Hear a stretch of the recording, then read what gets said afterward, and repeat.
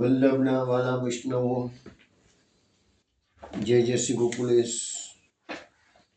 વૈષ્ણવો, ગયા અઠવાડિયે સત્સંગમાં આપણે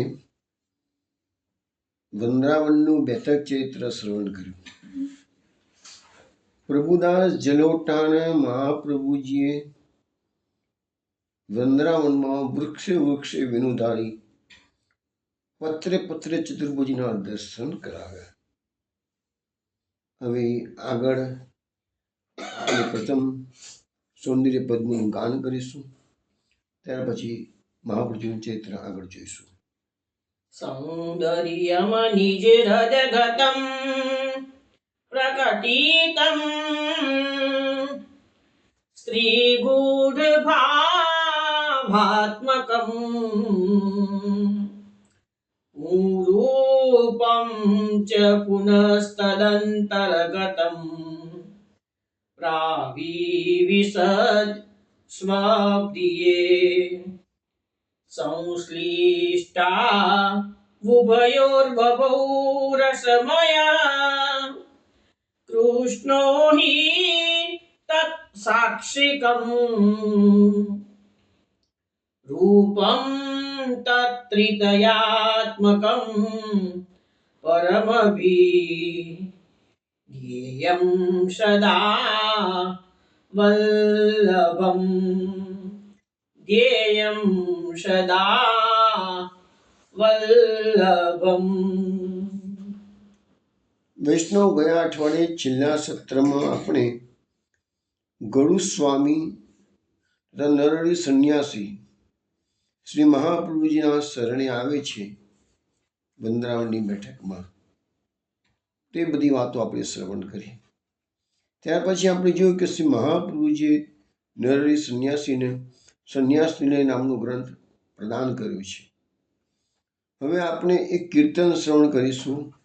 તેના શબ્દો છે: કલિયુગ સબ જુગતે અધિકારી. સબ જુગતે અધિકારી કલિયુગ સબ જુગતે અધિકારી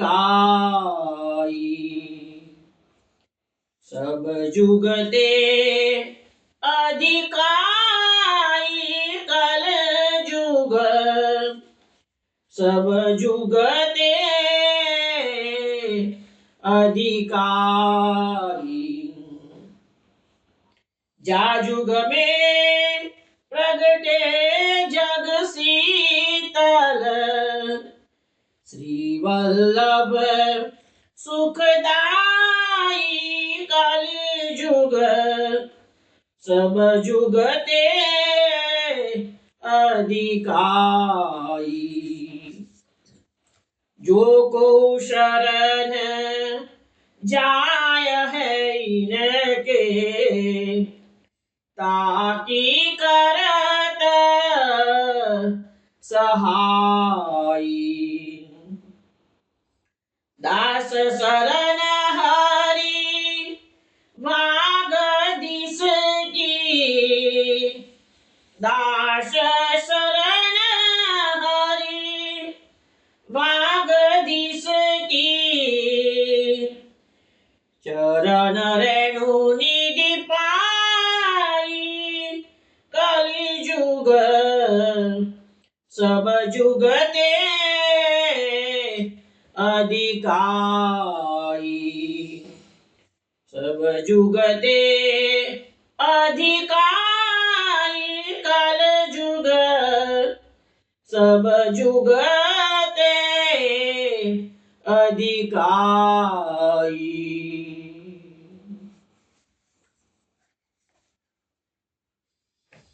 કલયુગ સબ જુગતે અધિકારી. આ કીર્તન આપણે બિહાગ રાગમાં શ્રવણ કર્યું છે. આમાં આપણને સમજાવવામાં આવે છે કે બધા યુગોમાં કલયુગનું વિશેષ મહત્વ છે. કેમ? તો આ કળયુગ ખરેખર તો કઠણ છે. શાસ્ત્રો પણ કહે છે, મહાપ્રભુજી પણ કહે છે, કલો ભક્તારી માર્ગાઈ દુસ્સાધ્યાય મેમતી કલો ચ ખલ ધર્મિણી. તો ભગવાને આ કળિયુગ કેમ બનાવે છે આવું? તો જે જીવોનું સામર્થ્ય સતયુગની અંદર જપ તપ ધ્યાન આ બધું કરવાનું હતું નહીં, અને એવા જીવોને પૃથ્વી પર ભગવાને કળિયુગમાં મોકલીને કીધું, બેટા તું થોડું મારું નામ લઈશ ને તો પણ તારો ઉદ્ધાર કરીશ, જ્યાં સ્પેશિયલ કેસમાં ગ્રેસ માર્ક આપી દઈશું બસ કળિયુગની અંદર કે છે. એટલા માટે આપણા શાસ્ત્રોમાં કહ્યું છે કે સ્વર્ગના દેવો પણ ભગવાનને વિનંતી કરે છે કે અમારો પુણ્યકાળ પૂરો થાય ત્યારે અમને હવે તું કળિયુગમાં જન્મ આપજે, કારણ કે કળિયુગમાં ભલે બધું દૂષિત છે, કળિયુગની અંદર 6 શુદ્ધતા મેન્ટેન કરવાની ઘણી અઘરી છે. 6 પ્રકારની શુદ્ધ થાય ત્યારે કળિયુગમાં યજ્ઞ યાગાદી કર્મો કરી શકાય છે, જે શક્ય જ નથી. કળિયુગની અંદર આટલી વિશેષતા આપવા માટે શાસ્ત્રો ભાગવતમાં એવું કીધું છે કે સતયુગની અંદર ધ્યાન કરવાથી, ત્રેતાયુગમાં યજ્ઞો કરવાથી, દ્વાપર યુગમાં પૂજા કરવાથી જે ફળ મળે છે એ જ ફળ કળિયુગમાં કલૌ હરિકીર્તનાથ, કલૌ કેશવ કીર્તનાથ, કલૌ તદ હરિકીર્તનાથ શબ્દ છે, કલૌ કેશવ કીર્તનાથ શબ્દ પણ છે. તો સંકીર્તન માત્ર ભગવત ગુણગાન ગાવા માત્ર જ કળિયુગમાં ઉદ્ધાર થઈ જાય છે. શાસ્ત્રોમાં એવું પણ લખ્યું છે, સતયુગની અંદર 1,00,000 વર્ષની તપસ્યા કરો, ત્રેતાની અંદર 10,000 વર્ષ તપસ્યા કરો, દ્વાપરમાં 1,000 વર્ષ તપસ્યા કરો, અને કલિયુગની અંદર ખાલી 1 વર્ષ તપસ્યા કરો, તો સતયુગમાં 1,00,000 વર્ષનું જે ફળ મળે છે એ કલિયુગમાં ખાલી 1 વર્ષ તપસ્યા કરવાથી ફળ મળે છે. તો આ કલિયુગનો આટલો બધો મહિમા ભગવાને કેમ આપ્યો છે? તો જે જીવોનું સામર્થ્ય હતું ને પેલા બધા યુગોમાં મુક્તિ પ્રાપ્ત કરવાનું, તો ભગવાન કહે છે કળિયુગમાં હતા છે તને થોડા બધું આપી દઈશું. તુલસીદાસજીએ પણ કહ્યું છે, કલયુગ એક પ્રબળ પ્રતાપા, માનસ પુણ્ય હોત નહીં પાપા.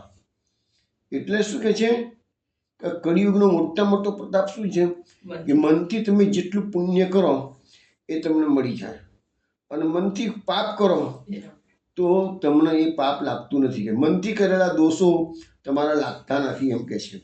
આપણે સત્સંગની અંદર વ્રજમાં વારંવાર જઈએ છીએ માનસિક રીતે, તો ગીતાજીની પરિક્રમા કરાવીએ, 84 કોષની યાત્રા કરાવીએ, તીર્થોમાં તમને લઈ જઈએ માનસિક રીતે, તો એ બધાનું પુણ્ય મળે છે. મનથી તમે ત્રિવેણી સંગમમાં સ્નાન કરો, મનથી ચિમનાપાન કરો તો પુણ્ય છે. પણ મનથી કોઈને ફલાણાને મારી નાખવું એવો પાપ કરવાનો મન વિચાર આવી ગયો તો પણ એની અસર થતી નથી, એવું તુલસીદાસજી કહે છે. એવું કરશો નહીં મહેરબાની કરીને, પણ તુલસીદાસજી કહે છે. પછી આગળ શું કહે છે, જ્યાં યુગ મેં પ્રગટે જગ શીતલ, શ્રી વલ્લભ સુખદાય. એવા કળિયુગ કેવો છે? તો આપણને કહેવામાં આવે છે કે તાપત્રય વિનાશાય શ્રી કૃષ્ણાય વયમ નમઃ. આ કળિયુગમાં જીવ માત્ર 3 પ્રકારના તાપોથી સંકટમાં મુકાઈ ગયેલો છે, તાપોથી પરેશાન થઈ ગયેલો છે. તો મહાપ્રભુજીનું પ્રાકટ્ય કેમ થયું છે? તો એ તાપત્રય વિનાશાય, શીતળતા, આ 3 પ્રકારના તાપોને દૂર કરી ભગવાન આ મહાપ્રભુજી જગતમાં શીતળતા પ્રદાન કરે છે. શ્રી વલ્લભ સુખદાયી મહાપ્રભુજી પોતાના નિજજનો માટે સુખ આપનારા, સુખ સેવ્યો દુરારાધ્યો. જો કો શરણ જાય ઇનકે, તાકી કરત સહાય. હવે એક જ કન્ડિશન છે માર્ગમાં, કે આપણો માર્ગમાં પહેલો પ્રવેશ ક્યાં જાય? શરણ માર્ગની દીક્ષા. તો શરણ લીધો એટલે તમને ભગવાનની તમારી જવાબદારી લઈ લીધી, મહાપ્રભુજીએ તમારી જવાબદારી લઈ લીધી. હા, પણ એટલું ધ્યાન રાખજો કે મહાપ્રભુજી જવાબદારી લે છે તો મહાપ્રભુજી પ્રમાણે પછી રહેવું પડે. કોઈ આશ્રમમાં માને કે જેવું સંન્યાસ દીક્ષા લઈને કોઈ આશ્રમમાં રહેવા જાય તો એ આશ્રમના નિયમો પાડવા પડે. અમેરિકાનું ગ્રીન કાર્ડ મળી ગયું હોય કે સિટીઝનશીપ મળી ગયું હોય તો અમેરિકાના કાયદા કાનૂન તો ફોલો કરવા પડે. તમે એમ કે હું તો હવે રાજા થઈ ગયો, મને તો અમેરિકાનું સિટીઝન મળી ગયું, એટલે એવું ના માનશો કે અમેરિકન સિટીઝન થઈ ગયા તમે રાજા થઈ ગયા. અમેરિકાના કાયદા તો પાડવા જ પડે. એવી રીતે મહાપ્રભુજીના માર્ગમાં આવ્યા શરણ માર્ગ લીધો, મહાપ્રભુજી તમારી જવાબદારી લીધી, મહાપ્રભુજીના કાયદા તો ફોલો કરવા જ પડશે, નહીં ચાલે, એ તો પછી શરણાગતિ કાચી પડી જશે. એટલે એ બધાને મહાપ્રભુજી સહાય કરે છે. દાસ શરણ હરી માગ ધી સકી, ચરણ એનું નિધિ પાઈ. હવે આપણને સમજાવવામાં આવે છે કે મહાપ્રભુજી ભગવાન શ્રી હરિ એ જ વાગધીશ મહાપ્રભુજી થઈને આવે છે, અને એમની ચરણ રજને નિધિ સમાન કહેવામાં આવેલી છે. પુરુષોત્તમ સહસ્ત્રનામમાં મહાપ્રભુજી એક નામ આપ્યું છે, અક્રૂર ભક્તિ સંરાધ પાદ રેણુ મહાનિધિ. અક્રૂરજી જ્યારે કૃષ્ણના કહેવાથી કૃષ્ણ બલરામને લેવા માટે આવે છે, તો ગોકુલ ગામના પાદરમાં પધાર્યા છે ને, ત્યારે રજમાં એમને આડોટ્યા છે. ચરણ રેણુ નિધિ પાય, ચરણ રેણુને મહાનિધિ કીધી છે. મહાપ્રભુજીએ ચરણ રેણુને મહાનિધિ કીધી છે.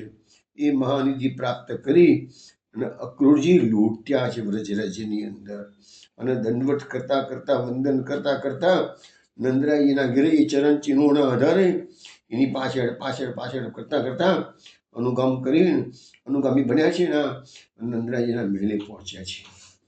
તો વૈષ્ણવ આ એક કીર્તનનો ભાવ તમને સમજાવ્યો છે. હવે આપણે સત્સંગની અંદર ગઈ વખતે છેલ્લે ચરિત્ર જોયું હતું વૃંદાવનનું. હવે આપણે આજે યાત્રા મહાપ્રભુની સાથે યાત્રા કરતા કરતા આપણે જઈશું માનસરોવર. વ્રજમંડળની 22 બેઠકોમાં આ છેલ્લી બેઠક આવશે, કારણ કે વૃંદાવન થઈ ગયું છે આપણું. હવે માનસરોવર જઈશું આપણે. માનસરોવર જવા માટે તમને વૃંદાવન જે લોકો યાત્રા કરી હશે એને ખ્યાલ હશે કે વૃંદાવનમાંથી કેસી ઘાટમાંથી નામો બેસી અને સામે કિનારે જવાનું હોય છે, અને સામે કિનારે તમે ઘણું ચાલશો ત્યાર પછી માનસરોવરની બેઠક આવશે. માનસરોવરનું જે સ્થળ, માનસરોવર એટલે જે કૈલાસ માનસરોવરનું માનસરોવર જુદું, અને આ એ જ માનસરોવરનું પ્રતીક અહીંયા છે. મેં તમને કહું ને કે ભારતભરના બધા તીર્થો વ્રજમાં વ્રજરસની પ્રાપ્તિ કરવા માટે પધારે છે. તો એ જે કૈલાસ માનસરોવરનું જે તિબેટમાં આવેલું માનસરોવર છે, એ જ માનસરોવરની પ્રતિકૃતિ અહીંયા છે. તો માનસરોવરનું સ્વચ્છ જળ અને કિનારા પર આજે પણ એની બ્યુટી બહુ સરસ છે માનસરોવરની, આપણા વ્રજમંડળના માનસરોવરની, અને બહુ શોભાયમાન છે. બધા વૃક્ષો ત્યાં સરોવરમાં ઉગતા કમળ કુમુદિનીના મીઠી સુગંધ આપણા હૃદયમાં દિવ્ય ભાવ પ્રકટ કરે છે કે જે, અને મહાપ્રભુજીએ આ ચરિત્ર પ્રકટ એવું કર્યું છે કે શ્રી ઠાકોરજીનું માન હતું. માનસરોવરનો અર્થ એવો કે ઠાકોરજીનું માન ચતુરાઈપૂર્વક છોડાવ્યું હતું કે છે. અહીં શ્રી સ્વામિનીજીના બેઠક અને શ્રી મહાપ્રભુજીના બેઠક બાજુમાં આવેલા છે. મહાપ્રભુજીએ અહીંયા 3 દિવસ બિરાજી શ્રીમદ ભાગવતનું પારણ કર્યું. તો વિચાર કરો, આજે પણ માનસરોવર જંગલ જેવું લાગે છે, ખાસ કોઈ વસ્તી નથી તો પડે. તો મહાપ્રભુજીના સમયમાં કોણ શ્રવણ કરાવતા હશે? મહાપ્રભુજી વિચાર કરો તમે. શ્રીમદ ભાગવતનું પારાયણ કરાવ્યું હતું મહાપ્રભુજી ત્યાં 3 દિવસ રોકાઈને. એક દિવસ અર્ધરાત્રિ બધા પૂઢી ગયા હતા, ત્યારે શ્રી દામોદરદાસ રસાણીજી ઉઠ્યા. તેમને શ્રી મહાપ્રભુજીના દર્શન થયા નહીં એટલે ચિંતા થવા લાગી. તો શ્રી મહાપ્રભુજી દિવ્ય અલૌકિક પૂર્ણ પુરુષોત્તમ સ્વરૂપ ધારણ કરી પધાર્યા. આવા અદ્ભુત દર્શન થતાં શ્રી દામોદરદાસજીએ સાષ્ટાંગ દંડવત કરી વિનંતી કરી, કૃપાનાથ, આપે આજે સેવકને અલૌકિક સુખનું દાન કર્યું, પણ આપ પધાર્યા ક્યાં હતા કે છે. તો આપ શ્રી આજ્ઞા કરી દમલા, આજે શ્રી સ્વામીની જે ગાઢ માન કર્યું હતું એટલે તેમને મનાવી શ્રીનાથજીની પાસે પધરાવીને પાછો હું આવ્યો છું કે છે. અને આ બધી વાતો સાંભળી હર્ષાણીજી ખૂબ પ્રસન્ન થયા. મહાપ્રભુજી આ માનસરોવરનું ચરિત્ર પ્રકટ કર્યું. ત્યાર પછી મહાપ્રભુજી પોતાના સેવકો સાથે ત્યાંથી તમને કદાચ યાત્રાને યાદ હોય તો વચમાં પાણી ગામ આવે છે, પછી લોહવન જાય. યાત્રા લોહવનમાં મુકામ યાત્રાનું પડે છે, વચ્ચે પાણી ગામ આવે છે. ત્યાં દુર્વાસાનો આશ્રમ છે. જે લોકો ગયા છે યાદ હોય તો બરાબર છે. લોહવન, ત્યાંથી યાત્રા રાવલ, ત્યાંથી દાઉજી, મહાવન, પછી બ્રહ્માંડ ઘાટ તો મહાપ્રભુજીએ સ્નાન કર્યું છે. પછી રમણ રીતિ થઈ અને ગોપકુવામાં સ્નાન કરી, યશોદા ઘાટ, ગોવિંદ ઘાટ થઈને પછી શ્રી મહાપ્રભુજી ગોકુળમાં પધાર્યા છે. ત્યાં યાત્રા મહાપ્રભુજી જે પ્રમાણે યાત્રા કરી હતી એ પ્રકારે આજે પણ યાત્રાનો પ્રકાર આ પ્રમાણે ચાલે છે. મહાપ્રભુજી ગોકુળમાં જન્માષ્ટમીનો ઉત્સવ મહાપ્રભુજી ગોકુળમાં કરેલો છે અને વૃક્ષ પર ચાદર બાંધીને શ્રી આચાર્યજીએ ઠાકોરજીને પડીને ઝુલાવ્યા છે અને બધાને રત્નજડિત પારણાના દર્શન કરાવ્યા છે.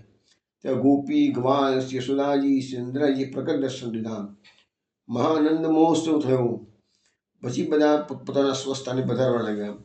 ત્યારે શ્રી નંદરાયજીને યશોદાજીએ શ્રી આચાર્યજીને કહ્યું કંઈક વરદાન માગો. ત્યારે આપે કહ્યું કે આજ તો આપ સાક્ષાત પધાર્યા છો, પણ અમે જ્યારે વેશ બનાવીએ ત્યારે આપે આપણો વેશ ધરવો, નહીં તો વૈષ્ણવને અભાવ થઈ જાય. એટલે આજે પણ એમ કહેવાય છે કે જ્યાં જ્યાં નંદ મહોત્સવ ઉજવાય છે ત્યાં એ સ્વરૂપોમાં કોઈ નંદ બને, કોઈ જશોદા બને, ગોપી ગ્વાલ બને, તેમાં આવિર્ભાવ આવે છે. અને અમે તો અમારા ત્યાં ઠાકોરજી બિરાજતા હતા ત્યારે જોયું છે કે નાનું બાળક પણ માનો કે યશોદાજીનો સોંગ ધરે, કે મુખિયાજી મુસ્લિમ વલ્લભના બાળક યશોદાજીનો સોંગ ધરે. નંદરાયજી મુખિયાજી કદાચ બનાવી દે લોકો, પણ એ નંદરાયજી જે બી બન્યા હોય કે યશોદાજી બન્યા હોય તો વલ્લભપુરના બધા જ બાળકો એને દંડવત પડે. એ દિવસે મુખિયાજી ના કહેવાય, એ દિવસે નંદરાયજી કહેવાય, યશોદાજી કહેવાય. તો મહાપ્રભુજી આજે માગ્યું છે કે તમે આવેશ એ વખત તમારા હું તમે ધરજો કે છે, તો વૈષ્ણવનો ભાવ મેન્ટેન થાય. બધા સ્વરૂપોએ અસ્તુ કીધું. શ્રી મહાપ્રભુજી પહેલો નંદ મહોત્સવ ઉત્સવ કાશીમાં શેઠ પુરુષોત્તમ દાસના ઘરમાં કર્યો.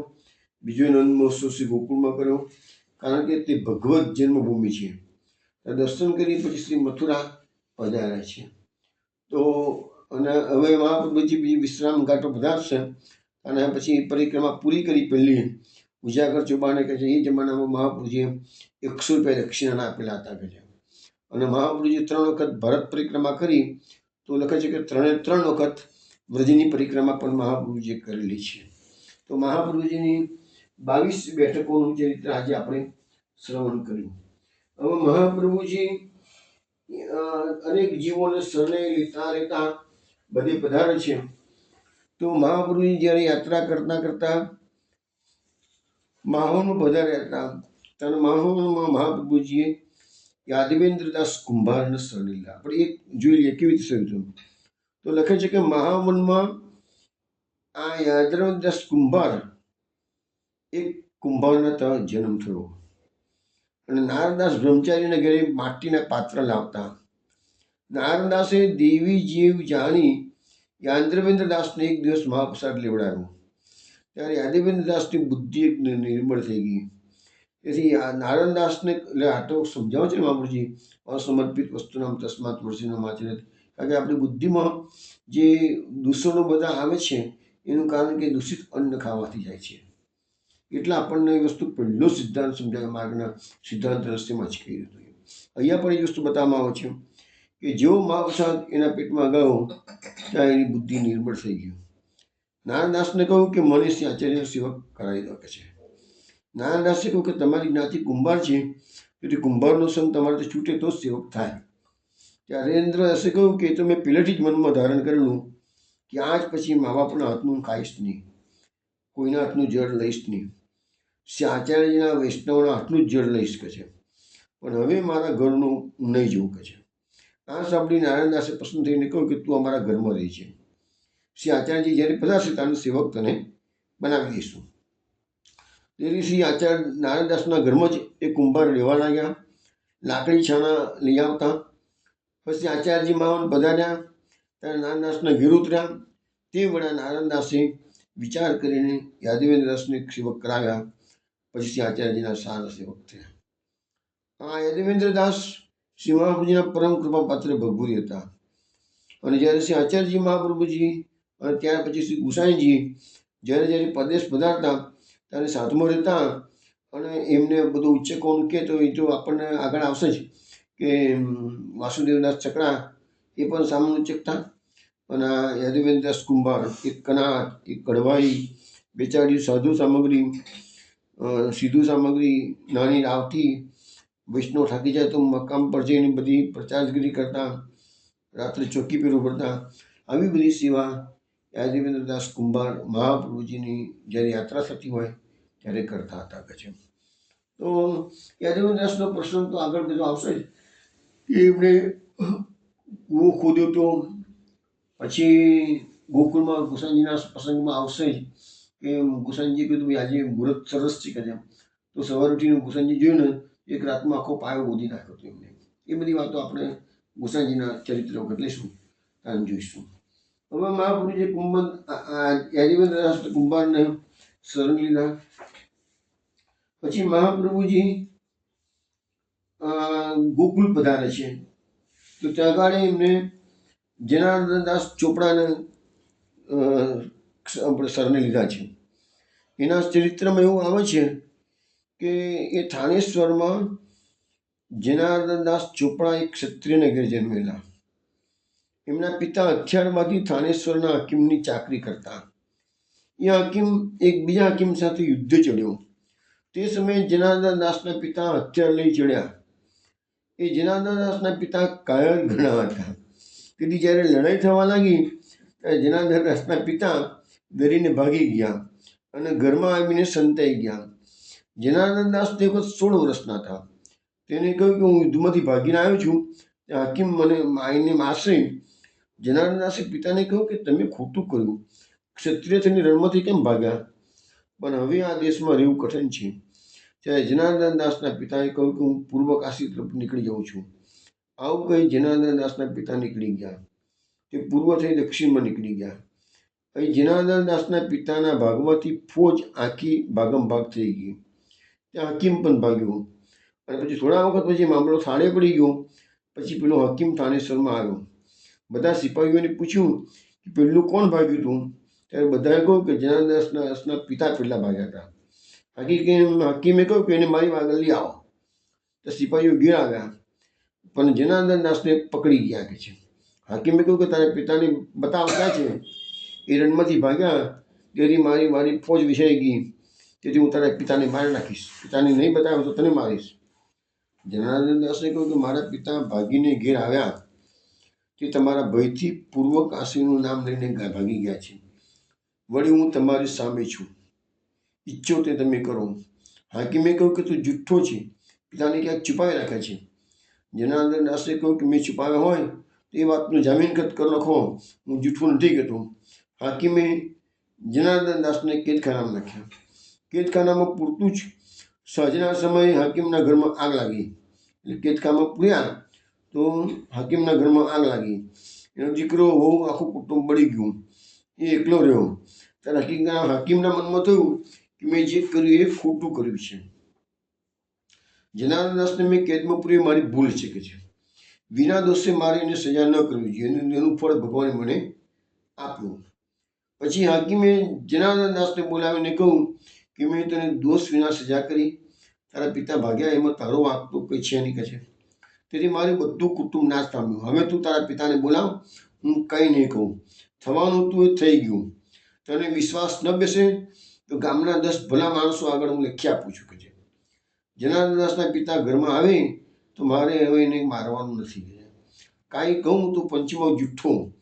પણ જનાર્દનદાસના પિતાની ચાકરીના પૈસા ઘણા દિવસના બાકી હતા, તે જનાર્દનદાસને આપ્યા.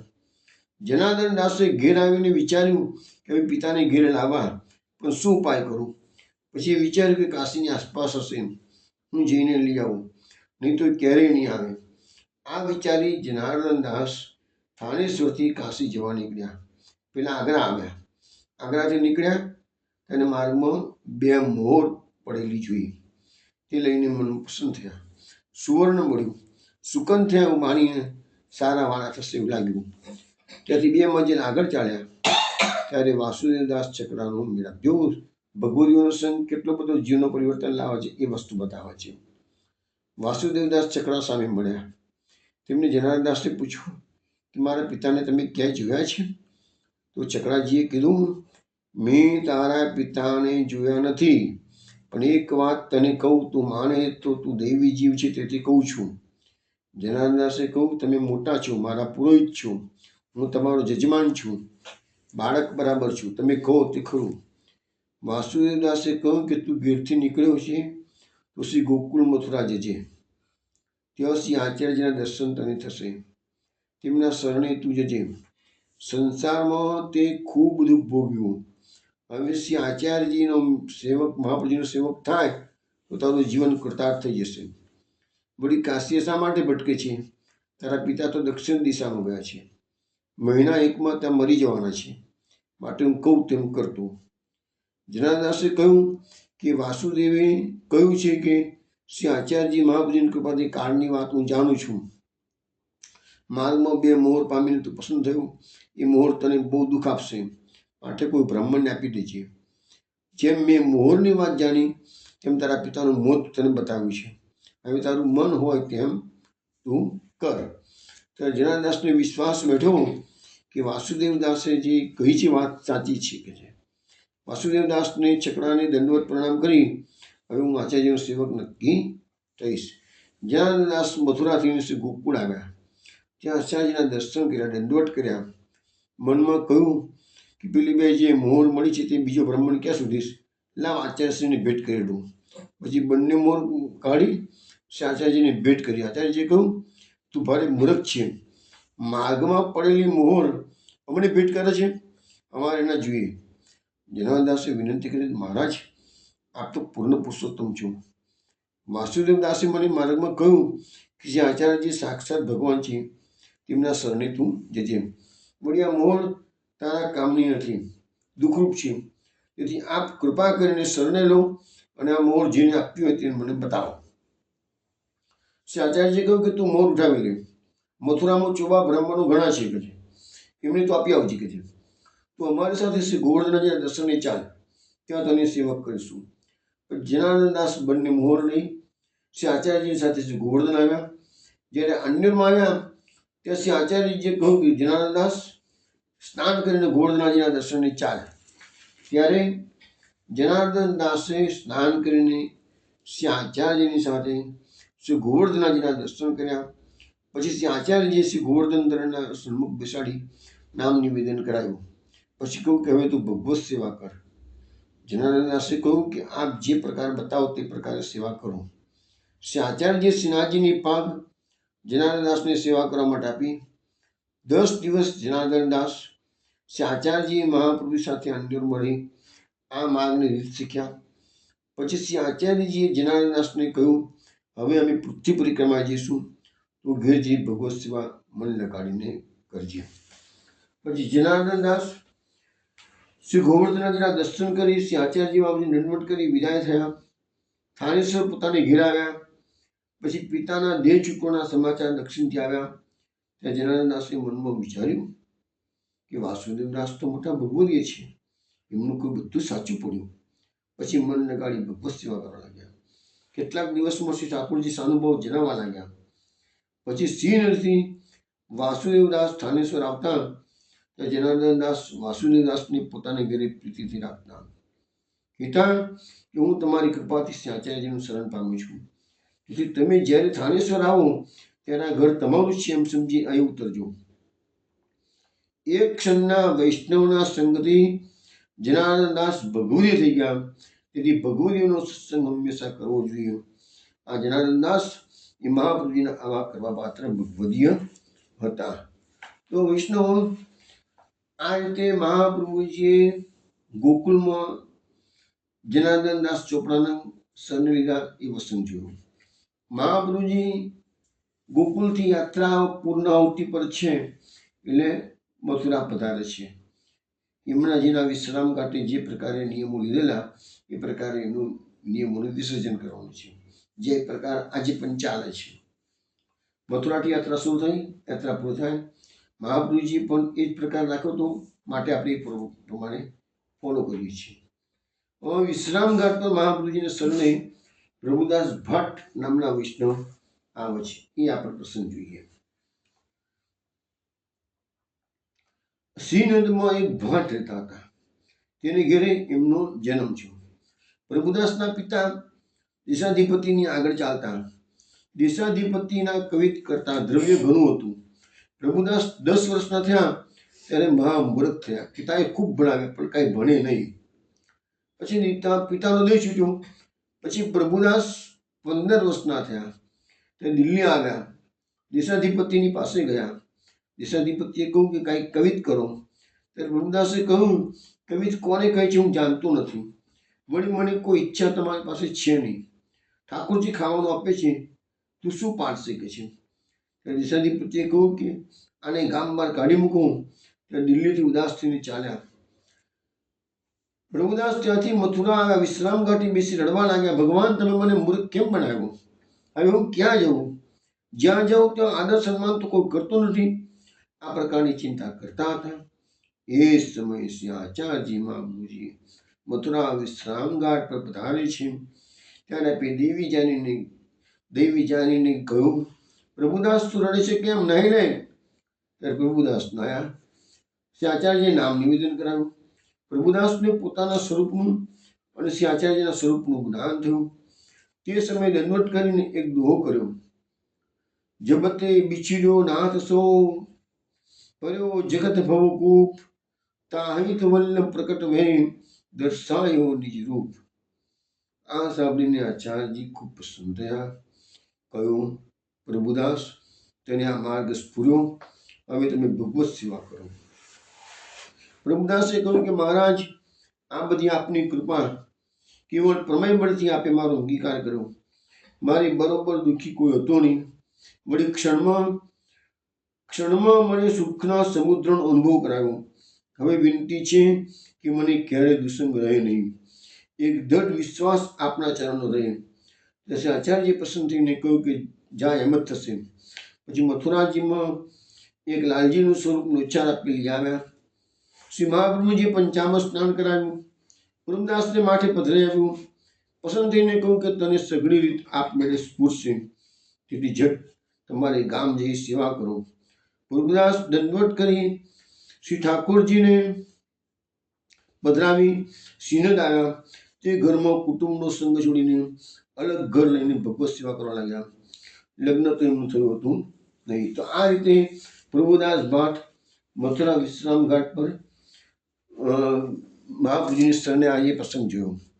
હવે મથુરામાં વિશ્રામ ઘાટ પર મહાપ્રભુજીના શરણાવે શ્રી ગુસાઈદાસ શાશ્વત નામના વૈષ્ણવ આવે છે, એની વાત આપણે જોઈએ.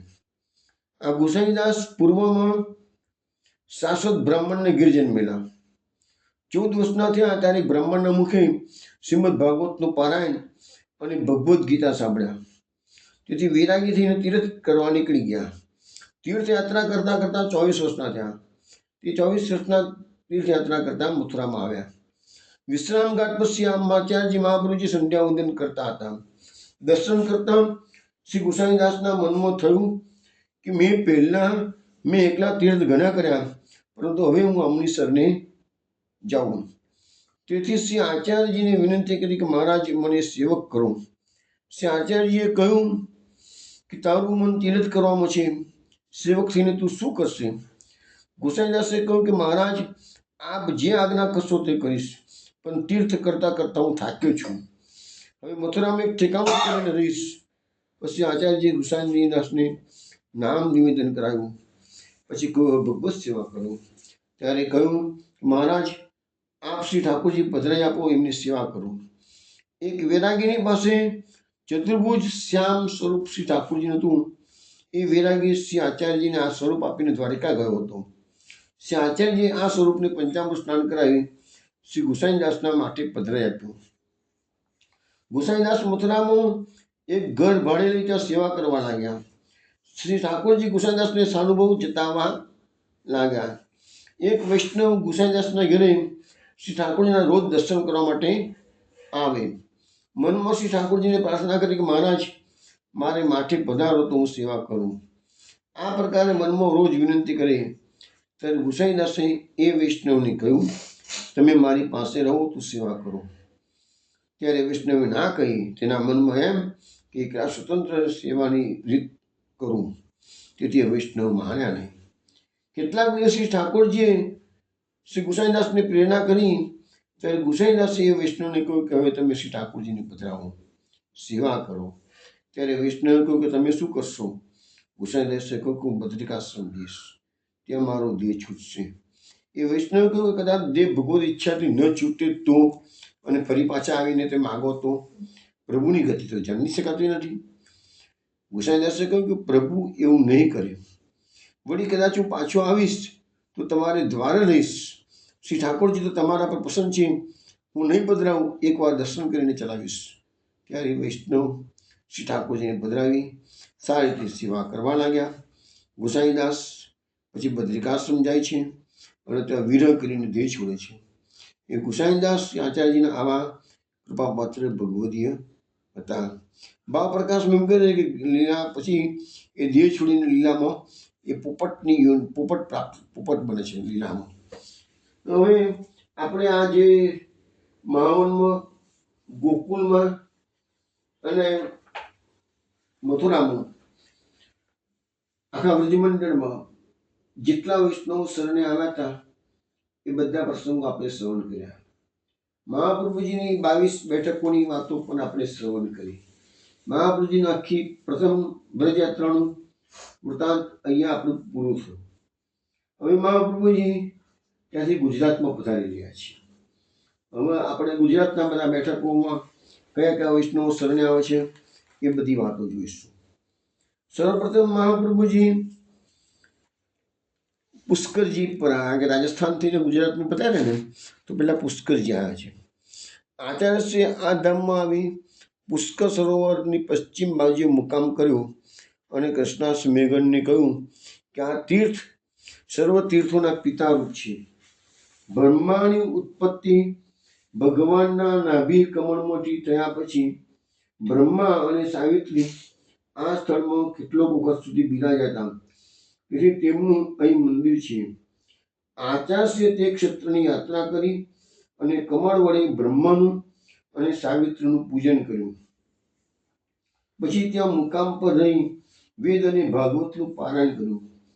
એક દિવસે બ્રહ્મદત્તાની વૈદિક ઉપાસના કરનાર બ્રાહ્મણો કમળની માળા અને વડના પાંદડા જેવું તિલક ધારણ કરી શ્રી આચાર્યજીની પાસે આવ્યા. પૂછ્યું, બ્રહ્મા નિર્ગુણ છે માટે એમનું પૂજન કરવું કે નહીં? આચાર્ય ઉત્તર આપ્યો કે ભગવાનના રજોગુણ અવતાર રૂપ બ્રહ્મા છે અને તે સૃષ્ટિ રચવાનું કાર્ય કરે છે, તેથી રાજસ ગુણવાળા છે, સત્વ ગુણવાળા નથી. વળી સરસ્વતીના શ્રાપથી એમનું પૂજ્યપણું રહ્યું નથી. એ વેદના જાણવાવાળા છે તેમજ પરબ્રહ્મને જાણવાવાળા છે અને બ્રાહ્મણની જાતિના અભિમાનવાળા દેવપણાને પામ્યા છે. તેથી એમની બ્રાહ્મણ રૂપે જ પૂજા થાય છે. મોક્ષને માટે એમની પૂજા થતી નથી, કેમ કે એમનો અધિકાર સૃષ્ટિ રચવાનો છે, મોક્ષ આપવાનો નથી. મહાપુરુષે બાલબોધ ગ્રંથની અંદર શ્લોક લખ્યો છે, બ્રહ્મા બ્રાહ્મણતામ યાતસ્થ તદરૂપેણ સુસેવ્યતે.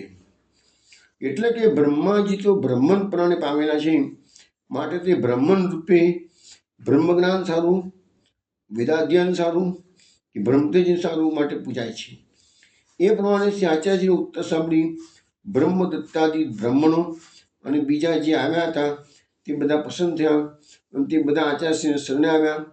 આચાર્યશ્રીએ તેમને બ્રહ્મ સંબંધ કરાવી, બ્રહ્મવાદનું સ્વરૂપ સમજાવ્યું અને આત્મનિવેદનના રહસ્ય અને સેવાની જરૂર વિશે ઉપદેશ આપ્યો છે.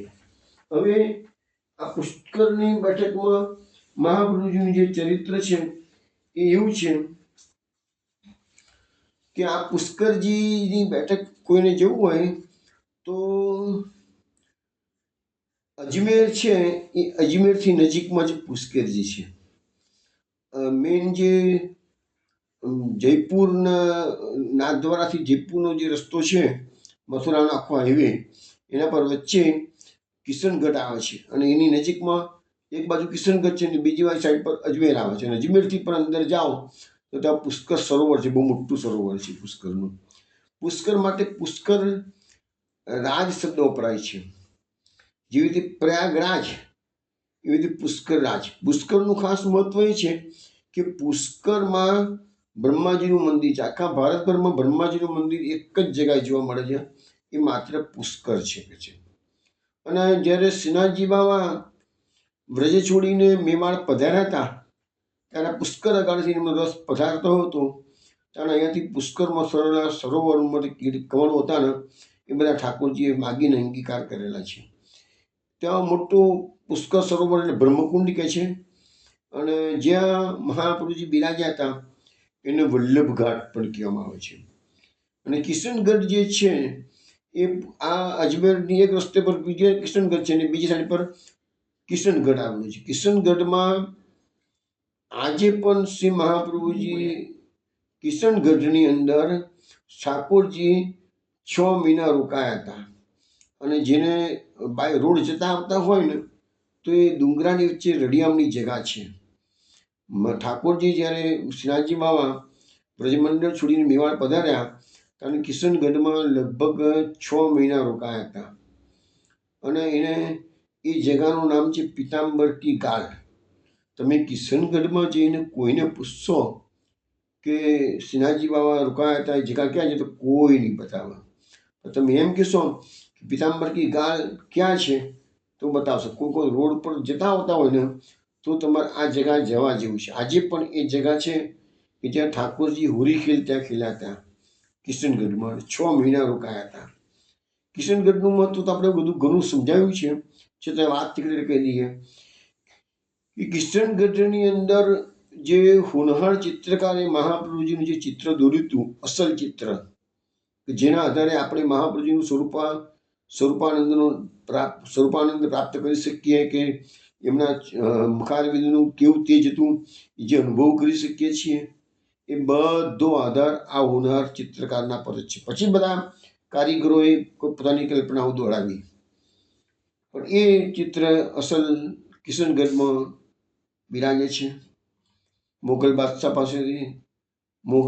પાસેથી જ આવ્યું હતું એ ચિત્ર. અને કિશનગઢમાં જે રાજાની પરંપરા છે એ પુષ્ટિમાર્ગ વૈષ્ણવો છે બધા. અને એમના રાજા એનું નામ હતું રૂપસિંહ. એ કાબુ લડવા ગયા હતા અને ત્યાંથી એમને મોગલ બાદશાહ પસંદ થયા. પછી માગતા પોતાને કીધું આ ચિત્ર મને આપી દો, કે બીજું કંઈ જોઈતું નથી. એ ચિત્ર લઈને આવ્યા હતા. એમના વંશમાં સાવંતસિંહ થઈ ગયા. એ સાવંતસિંહને પછી કુટુંબિક ક્લેશના કારણે વૈરાગ આવી ગયો ને રાજપાટ છોડ્યું અને કાયમ માટે વંદરાવન વાસ કર્યો. નામ પડ્યું નાગરીદાસ. નાગરીદાસના અનેક પદો આપણા ત્યાં ગવાય છે. નાગરીદાસ પરમ ભગવદીય થઈ ગયા છે. નાગરીદાસની આજે પણ તમે વંદરાવન જાઓ તો નાગરીદાસની નાગરી કુંજ એ તમને જગ્યા જોવા મળે રહેતા હતા. અને સાંભળ્યું છે તે પ્રમાણે નાગરીદાસે વંદરાવનવાસમાં ગોપી ભાવથી જ કર્યું છે અને સ્ત્રીના વેશ ધારણ કરેલો હતું કે છે. પછી નાગરીદાસની એક જાણીતી વાત છે કે નાગરીદાસ જ્યારે એમનું રાજપાટ છોડ્યું, ઇવન નાગરીદાસના માતૃશ્રી હતા ને એ રાજમાતા, એમને પણ વંદરાવનવાસ કરેલો કાયમ માટે. નાગરીદાસ જ્યારે રાજપાટ છોડ્યું તો એમની એક દાસી હતી, એનું નામ હતું બનીઠણી. તો બનીઠણી કહે છે કે ના, કહે છે હું તો મારા રાજાની સેવા કરવા જઉં છું. પણ એ તો નાગરીદાસ કહે છે હું જેવો દાસ થવું છું ઠાકોરજીનો તો તું શું કરીશ? તો કે હું દાસના દાસ થઈશ કે છે. તો બનીઠણી નામની એમની એક દાસી હતી. અને એમ કહેવાય છે કે બનીઠણીમાં ભલે એમની દાસી હતી પણ એ સ્વરૂપવાન હતી. અને નાગરીદાસ એને જુએ એટલે રાધાજીને એટલે એને ચિત્રો પણ એને નાગરીદાસે ખૂબ પેઇન્ટિંગ કરેલા છે બધા. અને એ બનીઠણીના ચિત્રો એમને નાગરીદાસ રાધાજીના ભાવથી કરેલા છે. પછી એક બીજી જાણીતી વાત છે નાગરીદાસની, કે નાગરીદાસ જ્યારે ફર્સ્ટ ટાઈમ રાજપાટ છોડીને વંદરાવન પધાર્યા ત્યાંના સંતોને ખબર પડી કે કિશનગઢના રાજા કાયમ માટે વંદરાવન વાસ માટે આવી રહ્યા છે. તો કોઈ સંત એમના સન્માનમાં કે સ્વાગતમાં આગળ ગયા નથી. થોડીક વાર પછી સમાચાર મળ્યા કે નાગરીદાસે રાજપાટ છોડ્યું છે અને નાગરી બન્યા છે, ભાઈ ગોપી ભાવ ધારણ કર્યો છે અને નાગરીદાસ પધારી રહ્યા છે. અને નાગરીદાસ પધાર્યા એવા શબ્દો જેવા સાંભળ્યા વંદરાવનના સંત સમાજે તો બધા એના સામેથી રિસીવ કરવા ગયા છે. ખૂબ આનંદથી ઉમળકાથી બધાને વધાવ્યા છે કે ભાઈ અમારા સંતોની ટોળકીમાં, અમારા સંતોની મંડળીમાં એક મહાન ભગવત ભક્ત પધાર્યા છે. તો આ ભગવદીઓનો બધો બહુ મહિમા છે વૈષ્ણવો. હવે પુષ્કરજીની મહાપ્રભુજી પૃથ્વી પરિક્રમા કરતા એ પધાર્યા ત્યારે આ કુંડ ઉપર છોકરના વૃક્ષ નીચે બિરાજ્યા હતા. આપે કૃષ્ણાસ મેઘનને આજ્ઞા કરી કે પુષ્કરજી સર્વ તીર્થોના પિતા છે. શ્રી બ્રહ્માજીનું પ્રાકટ્ય પણ અહીં થયેલું છે. માટે ભારતમાં શ્રી બ્રહ્માજીનું શ્રી સાવિત્રીજીનું મંદિર માત્ર અહીં આવેલું છે. આપ શ્રીમદ ભાગવતના પારણને તૈયાર કરી ત્યારે પુષ્કરજી તીર્થ બ્રહ્મનું સ્વરૂપ ધારણ કરી આપ શ્રીની પાસે આવ્યા અને વિનંતી કરી કે મહારાજ, આપ સર્વ તીર્થોને સ્નાન કરવા પૃથ્વીની પરિક્રમા કરો છો, ત્યારે મને પણ સ્નાન કરો. આપે આજ્ઞા કરી, તમે તો સર્વ તીર્થોના પિતા છો, તમે આવું શા માટે કહો છો? તો પુષ્કરજી કહ્યું કે મહારાજ, આ કળિયુગમાં સર્વ તીર્થો નાશ પામે છે, તેમનું આધિદૈવિક સ્વરૂપ લોપ પામ્યું છે. આપ જ આ તીર્થનો ઉદ્ધાર કરવા સમર્થ છો. શ્રી મહાપ્રભુજીએ તેમના મનનું સમાધાન કર્યું. તેઓ પાછા ગયા. પછી આપે ત્યાં શ્રીમદ ભાગવત પારાયણનો પ્રારંભ કર્યો. ત્યાં અનેક જીવો આપશ્રીની શરણે આવ્યા છે. હવે આ પુષ્કરજીથી મહાપ્રભુજી અત્યારે ગુજરાત તરફ પ્રયાણ કરી રહ્યા છે કે છે. હવે આપણે ગુજરાતની અંદર મહાપ્રભુજી ત્યાંથી સીધા સિદ્ધપુર પધાર્યા છે. તો સિદ્ધપુર પધારતા પહેલા મહાપ્રભુજી ત્યાંથી અંબિકાવન એટલે આરાસુરની પાસે પધારે છે. તો મુકામ કર્યા પછી આચાર્યશ્રીની પાસે એક શિવયોગી આવ્યો અને બોલ્યો કે સચ્ચિદાનંદ રૂપ શક્તિ ભોગ અને મોક્ષ આપવાને સમર્થ છે. તેને શાસ્ત્ર માર્ગ વડે પૂજવાથી તે તરત જ પસંદ થાય છે. માટે તેનું પૂજન અને આરાધન કરવું જોઈએ.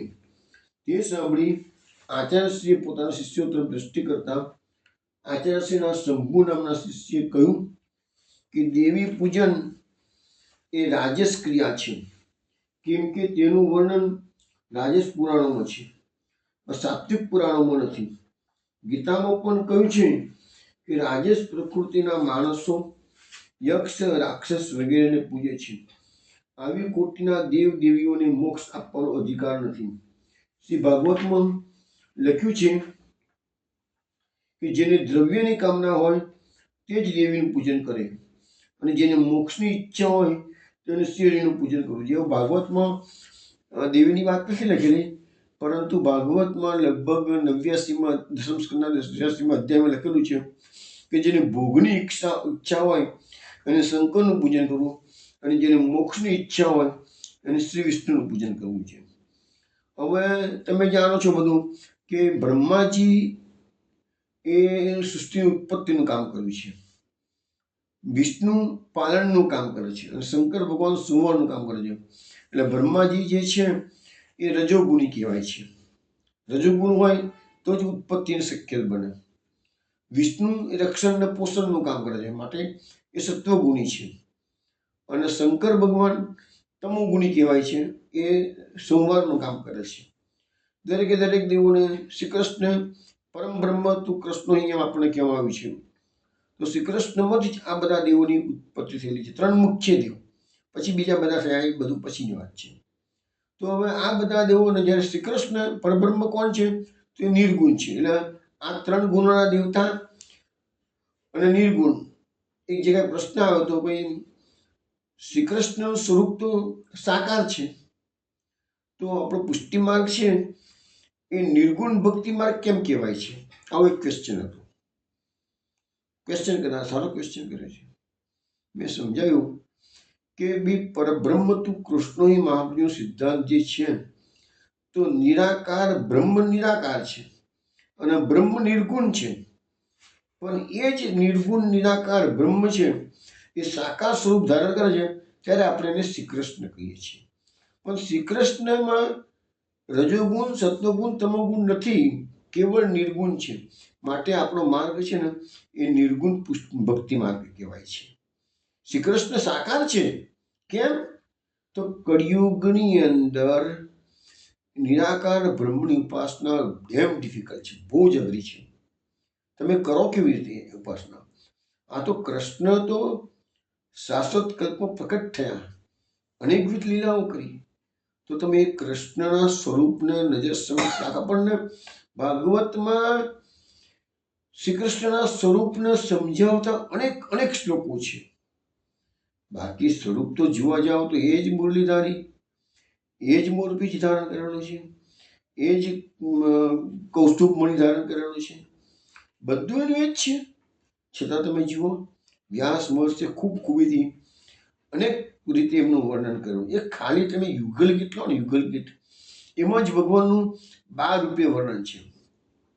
એક તમે રંગમંડપમાં ભગવાન પધારે છે કંસને મારવા માટે, એનું વર્ણન તમે વાંચો ને તો એ વખતે 10 જણના અલગ અલગ અલગ પ્રકારના દર્શન સ્વરૂપે જ છે, દર્શન અલગ અલગ થયા છે. તો આ કૃષ્ણનો મહિમા છે. તો નિર્ગુણ આપણો સત્પુર, આપણો કૃષ્ણ નિર્ગુણ અને સાકાર છે. તો અહીંયા આપણને પ્રશ્ન પૂછવામાં આવેલો છે કે જેને ભોગની ઈચ્છા હોય એને શંકરનું પૂજન કરવું, અને જેને મોક્ષની ઈચ્છા હોય એને વિષ્ણુનું પૂજન કરવું. પણ આપણે તો કૃષ્ણ સેવા માર્ગ છે. તો કૃષ્ણનો સેવા માર્ગમાં માત્ર ને માત્ર હરિના જંતો મુક્તિ ન માગે, માગે જન્મો જન્મ અવતાર રે, નિત્ય સેવા નિત્ય કીર્તન પચ્ચો, નિરખવા નંદ કુમાર રે. હવે સવાલ આવ્યો છે કે આપણા ભારતમાં અનેક દેવ દેવીઓ છે, માનતાઓ ખૂબ માને છે. હવે દેવીઓને મધ્ય માંસ વગેરે અર્પણ કરવામાં આવે છે. એ બધું સાત્વિક શાસ્ત્રોથી વિરુદ્ધમાં. આપણા તો શું છે કે આપણું જે હિન્દુ સંપ્રદાય છે ને એમાં અનેક અનેક ફોટા છે, અને અનેક પ્રકારની ઉપાસનાઓ પણ બતાવવામાં આવેલી છે.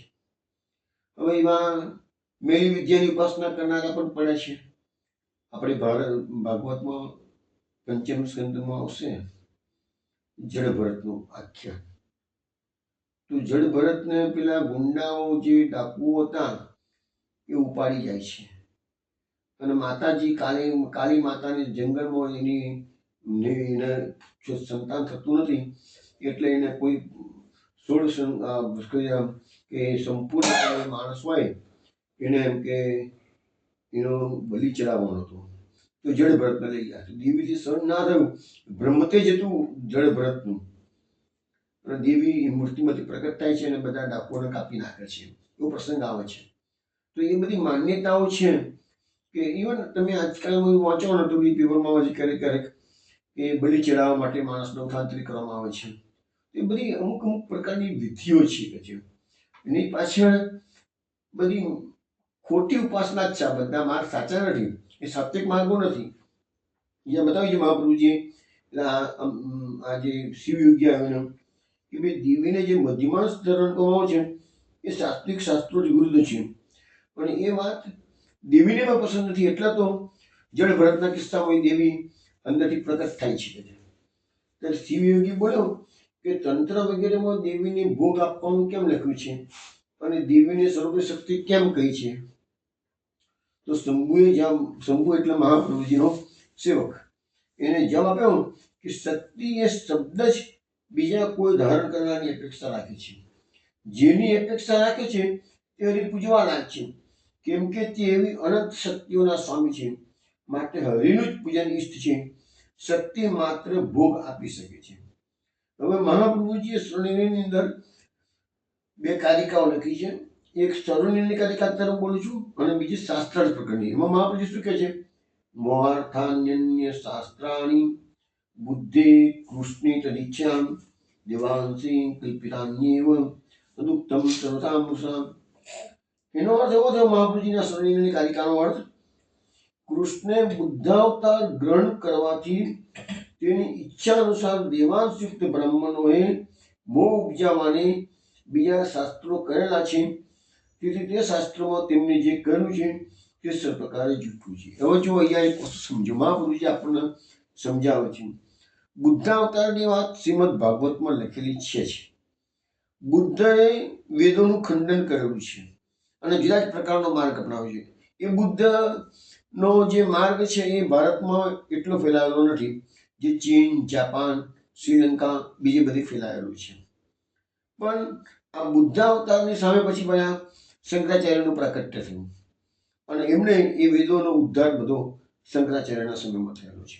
વેદોની શંકરાચાર્ય પછી વલ્ભાચાર્યજીનું પ્રાકટ્ય થયું, અને એમણે શંકરાચાર્યના માયાવાદનું ખંડન કર્યું છે. પણ મુખ્ય વસ્તુ હતી કે શંકરાચાર્યએ પણ વેદોને માન્ય કર્યા છે અને આપણા વૈષ્ણવ આચાર્યો જે થઈ ગયા છે એ બધાએ વેદો વિના તો સનાતન સંસ્કૃતિમાં ઉત્તમ કશું છે નહીં. હવે એ સિવાયના જે શાસ્ત્રો, આ તમે ધ્યાન પર રાખજો પોઈન્ટ વૈષ્ણવ હું જે સમજાવું છું એ કે શાસ્ત્રમાં એવી કેટલી વાતો છે જે માણસને મૂંઝવણમાં મૂકી દે છે અને એનું અર્થઘટન કોણ કરી શકે? તો જે સદગુરુ છે એ જ એનું અર્થઘટન સારી રીતે સમજાવી શકે. એક સિમ્પલ મહાભારતની તમને વાત હું કરું. મહાભારતમાં યુધિષ્ઠિર અને કર્ણનું ભયાનક યુદ્ધ થયું છે અને યુધિષ્ઠિર લગભગ પરાસ્ત થવાની તૈયારીમાં છે, કે મારી નાખવાની તૈયારીમાં છે, પણ કર્ણએ કુંતી માતાના વચન આપેલું એ યાદ કરે છે કે હું અર્જુન સિવાય કોઈને નહીં મારું છે. એટલે એને છેલ્લી ઘડીએ યુધિષ્ઠિરને એને જીવતદાન આપી દીધું છે. યુધિષ્ઠિરને અપમાન લાગ્યું છે. યુધિષ્ઠિર રણ મેદાનમાંથી એટલા બધા ઘાયલ થઈ ગયા છે, રણ મેદાનમાંથી બહાર આવી જાય છે. યુધિષ્ઠિર અર્જુનને કહે, અર્જુન તું કર્ણના જે વધ કરી નાખે છે. અર્જુન કર્ણ સાથે લડવા જાય છે, પણ અર્જુનને કોઈ સમાચાર આપે છે યુધિષ્ઠિર બહુ જ ઘાયલ છે. એટલે કર્ણ અર્જુન ભીમને સોંપે છે, તું કર્ણને માર, હું મોટા ભાઈની ખબર કાઢી આવું છું. મોટા ભાઈની ખબર કાઢવા આવ્યા.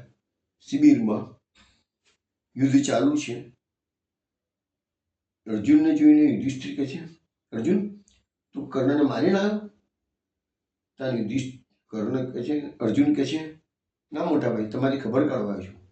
યુધિષ્ઠિર ગુસ્સે થઈ જાય છે અર્જુન પર કે મેં તને કીધું કે તું એને મારી ના આવ, તું એને મારી નાખ. પેલા કહે છે મારું બહુ અપમાન કર્યું છે આજે, એને મને બહુ ઘાયલ કર્યું છે. કે છે મોટા ભાઈ તમારી ખબર કાઢવા આવ્યું, મારે છે ને તમારી ખબર. તો યુધિષ્ઠિર એટલો ગુસ્સે થઈ જાય છે. યુધિષ્ઠિર ધર્મનો અવતાર છે, કોઈ સંજોગ ગુસ્સે પહેલી દિવસે ગુસ્સે થઈ જાય છે અને અર્જુનને કહે છે તારું ગાંડીવ છે ને એ નકામું છે. કહે છે તું કર્ણથી ડરીને આવ્યો છે મારી પાસે. કહે છે તારું ગાંડીવ ફેંકી દે. કે છે ગાંડીવને કરવાનું શું કરે, ખરા સમય કામ ના લાગતો. કહે છે એટલે એ ગાંડીવ માટે ગમે તેમ બોલે છે. અર્જુન એક પ્રતિજ્ઞા છે કે જે મારા ગાંડીવને ગાળો દેશે એનો નહીં છોડ. કહે છે એટલે અર્જુને પોતાની પ્રતિજ્ઞા કરી અને કર્ણ તો બાજુ પર નીકળી ગયો અને અર્જુન શિબિરમાં મોટા ભાઈને મારવા તૈયાર થઈ ગયા. કૃષ્ણ જુઓ છે, અર્જુન હા શું કરું છું તું, મોટા ભાઈને મારું છું? એટલે કે પ્રભુ મારું વચન છે કે જે મારા ગાંડીવનું અપમાન કરશે એનું નહીં છોડું. કે છે એટલે ભગવાન એને રસ્તો બતાવે છે કે જો કહે છે કે શાસ્ત્રોમાં વધ માટેના બધા ઘણા કારણો આપેલા છે. તો નાનો ભાઈ મોટા ભાઈનું અપમાન કરે ને, કહે છે તો એ પણ કહે છે કે વધ બરાબર છે. કહે છે તું એક કામ કર, અત્યારે મોટા ભાઈનું અપમાન કરી દે. કહે છે શાસ્ત્રોની વાતો જો તમે સમજવાનો પ્રયત્ન કરો, શાસ્ત્રોની વાતો કેટલી ગૂઢ હોય છે. ભગવાન જેવા મુત્સદી કે ભગવાન જેવા ધર્મ પુરુષ એને મળ્યા હતા, એને અર્જુનને સમજાવનારા. એ તો મહાભારતનું યુદ્ધ કંઈક ને કંઈક બીજા રસ્તે નીકળી ગયું હોત. દરેક વખતે ભગવાને અર્જુનને સાચું માર્ગદર્શન આપેલું છે. એમાં સાચું માર્ગદર્શક આપેલું હોય તો આપણો પણ આ જીવન બેડો પાર થઈ જાય. અર્જુન પછી યુધિષ્ઠિરને ગમે ત્યાં શબ્દો કહે છે અને શિબિરની બહાર નીકળી જાય છે. એટલે એમ થયું કે ચલો ભાઈ મેં મોટા ભાઈનું વધ કરી દીધા, બરાબર છે. હવે સવાલ બીજો આવ્યો. અર્જુન તો બહાર આવી ગયો, પણ અર્જુનના મનમાં ગ્લાનિ થઈ, અરે રે મેં આ શું કર્યું? કે છે મોટા ભાઈને મેં ગાળો દીધી. કે છે મારું જીવવું જ નકામું છે, હું મરી જવું. કે છે હવે યુધિષ્ઠિરે અર્જુને મ્યાનમાંથી તલવાર બહાર કાઢી છે, પોતાના ડોકા પર મૂકવા જાય છે. ભગવાન કહેતા શું કરું છું તું? કે આજે પ્રભુ મને રોકશો નહીં. કે છે કેમ? કે મેં અપમાન કર્યું મારા મોટા ભાઈનું. કે છે મારાથી સહન થતું નથી, મારાથી અનર્થ થઈ ગયું છે આજે. કે છે હું મરી જઈશ. કે છે આજે હું મરી જઈશ. કે છે એટલે ભગવાન શ્રી કૃષ્ણ પછી અર્જુનને સમજાવે છે કે ભાઈ તારું વચન છે ને કે બી ગાંડીવને અપમાન કરે એને હું છોડું નહીં, મારું રહું, તો તારું પતી ગયું. હવે તારો બીજો સવાલ એ આવ્યો કે તે મોટા ભાઈનું અપમાન કર્યું છે, એ તને પોતાને લાગે છે કે મેં બહુ મોટો ગુનો કર્યો છે, તું આત્મહત્યા. ભગવાન સમજાવે છે અર્જુન આત્મહત્યાથી વધારે મોટું પાપ કોઈ છે નહીં. આત્મહત્યા કરનાર માણસને અનેક જન્મો સુધી પ્રેત યોનિ કે બીજી નિમ્ન કક્ષાની યોનિઓમાં અને પારવાર કષ્ટો સહન કરો. ઇવન આપણા 84 વિશ્વની વાર્તામાં રાણા વ્યાસમાં પણ આ વસ્તુ ગામે છે કે આપઘાત કરવો એ તો આજે તમે પેપરમાં વાંચો તો આપઘાતના કિસ્સા રોજના આવતા સંકોચ ચાલે. પણ તમે જુઓ કે આપણા શાસ્ત્રોએ પોકારીને કીધું છે ગમે તેટલા કષ્ટો પડે તો પણ આપઘાત તો ક્યારેય કોઈ સુસાઇડ કરવો જ નહીં જોઈએ. ભગવાન અર્જુનને સમજાવે, અર્જુન તો આપઘાત કરીશ તો તારી દુર્ગતિ થશે અને પછી એને કષ્ટો પારવાર આવશે. તો કે પ્રભુ હું શું કરું પણ કે છે, મેં ભૂલ કરી છે કે છે, તો એક કામ કર કે છે અર્જુન, તું તારી જાતે જ તારા વખાણ કર. જો શાસ્ત્ર શું કહે છે કે મનુષ્ય જ્યારે પોતાની જાતે પોતાના વખાણ કરે તાણી આત્મઘાતી કહેવાય. આ શાસ્ત્રના વચનો. મનુષ્ય પોતે પોતાની જાતે પોતાના વખાણ કરે એ આજે આપણે બધા જ કરતા હોઈએ છીએ. આપણે બધા જ આ કામ ભૂલો કરતા હોઈએ છીએ. તો એવી એક સુંદર કથા મહાભારતની મેં તમને સમજાવી. એ સમજાવવામાં કીધું કે શાસ્ત્રોમાં એવી કેટલી વાતો છે જે આપણી સમજમાં આવતી નથી. મહાપુરુષ જેવા સમર્થ જગતગુરુ આપણને મળે તો જ આપણને, એટલે મહાપુરુષજીના ગ્રંથોનો જ અભ્યાસ કરો, બીજું કશું પકડશો નહીં. મહાપુરુષજીની કૃપા ચોક્કસ ઉત્તર થશે. હવે બીજો શાસ્ત્રાર્થ પ્રકરણનો એક શ્લોક છે, મોહાર્થ શાસ્ત્ર કલિલમ યદા બુદ્ધિ વિભિતતે તદા ભાગવતે શાસ્ત્રે વિશ્વાસસ્તેન સત્ફલમ. મોહ ઉત્પન્ન કરનારા શાસ્ત્રોરૂપી કચરો જ્યારે બુદ્ધિથી જુદો પડ્યા છે ત્યારે મનુષ્યને ભગવાનનું પ્રતિપાદન કરનારા શાસ્ત્રો ઉપર વિશ્વાસ ઉત્પન્ન થાય છે અને તે વિશ્વાસથી સત્યફળ પ્રાપ્ત થાય. એટલે ભગવાન પર શ્રદ્ધા ઉત્પન્ન થાય એવા શાસ્ત્રો કયા? તો ગીતા, ભાગવત વગેરે. અને એ પ્રમાણે શિવયોગી અને એના શિષ્યો અને આચાર્યના શિષ્ય થોડી વાર સુધી વાદ વિવાદ ચાલ્યો. તેમાં શિવયોગીનો પરાજય થવાથી તેને બ્રહ્મવાદ અને ભક્તિનું સ્વરૂપ જાણવાની ઈચ્છા જણાવી. તેથી શંભુએ તેને બરાબર સમજાવ્યું. પછી શિવયોગી પોતાના શિષ્યો સહિત આચાર્યશ્રીને શરણે ગયો. તેના શિષ્યો પાસેના જળાશયમાં સ્નાન કરી આવ્યા. પછી આ આચાર્યશ્રીએ તેમને બ્રહ્મ સંબંધ કરાવ્યો. ભક્તિ માર્ગનું રહસ્ય બરાબર સમજવા સારું યોગી શિષ્યો સહિત કેટલાક મુકામ સુધી આચાર્યશ્રી સાથે રહ્યો. એટલે કહેવાનો મતલબ એવો કે મહાપ્રભુજી પોતાના ચરિત્રમાં આપણને આ બધો ઉપદેશ આપી રહ્યા છે. ચલો વિષ્ણુ, હવે આપણે આગળ મહાપ્રભુજીની યાત્રાનો વૃત્તાંત સિદ્ધપુર પધારવાના છે મહાપ્રભુજી, અને એ બધી વાતો આપણે કાલે રાત્રે 8 વાગે મળીશું ત્યારે કરીશું. ત્યાં સુધી જય શ્રી ગોકુલેશ.